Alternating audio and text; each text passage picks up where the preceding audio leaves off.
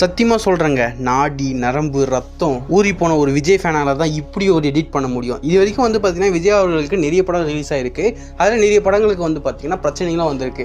ஆனால் அதில் ஹையஸ்ட்டாக வந்து பார்த்தீங்கன்னா 2000 லெவல், அதாவது அவர் துப்பாக்கி படம் ரிலீஸ் ஆகும்போது தான் நிறைய பிரச்சனைலாம் ஆரம்பிச்சது. அந்த பிரச்சனையிலேருந்து இப்போ வர ஜனநாயகன் படம் வரைக்கும் வந்து பார்த்தீங்கன்னா அவரோட படங்களுக்கு எக்கச்சக்கமான பிரச்சனைகள் இருக்குது. ஆனால் அந்த பிரச்சனைகள்லாம் சேர்த்து வச்சு மாசான ஒரு எடிட் மெய்யழகன் வெர்ஷனில் வந்து பார்த்தீங்கன்னா நம்மளுக்கு கிடச்சிருக்கு.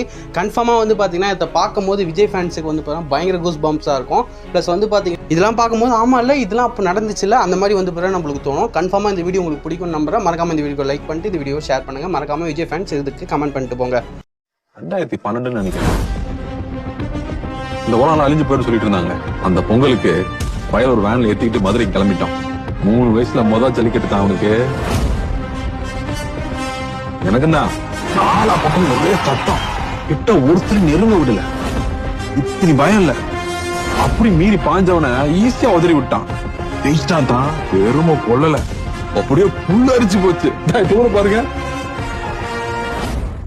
ஆனா பாலமேடு போற வழியில இந்த பைய பண்ண அக்கா போறல நேரத்துக்கு போக முடியாம போச்சு. அதுக்கப்புறம் சிராபாய் அந்த வருஷம் தை மாசம் ஆரம்பிச்சு மாசி பங்குனி வரைக்கும் ஒரு ஜல்லிக்கட்டு உள்ளதான். ஒவ்வொன்றையும் சொல்லி சொல்லி அடிச்சான்.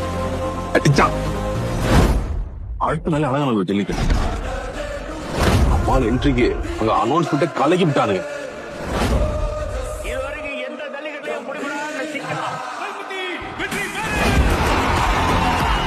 எப்படியாச்சும் உன்னை புடிச்சு கட்டி பண்ணணும் கவனம் கட்டிட்டு இருந்தானுங்க. ஒருத்தனெல்லாம் அந்த பழக்கம் விட்டான். தெரிஞ்சுட்டானுங்க. சில்வர் அண்டா, பிளாஸ்டிக் சேரு, ஸ்டீல் கட்டிலு, வெள்ளிக்காசு, நோக்கியா போனு வாங்கினதெல்லாம் வைக்கவே இடம் இல்லாம போச்சு.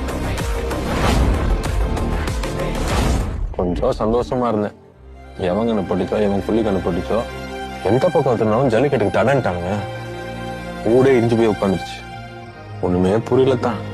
இதெல்லாம் ஏன் நடக்குது, யார் செய்யற வேலைன்னு புரிஞ்சுக்கிறதுக்கே பல நாள் ஆயிடுச்சு. தை மாசம் நெருங்க தாங்க முடியல.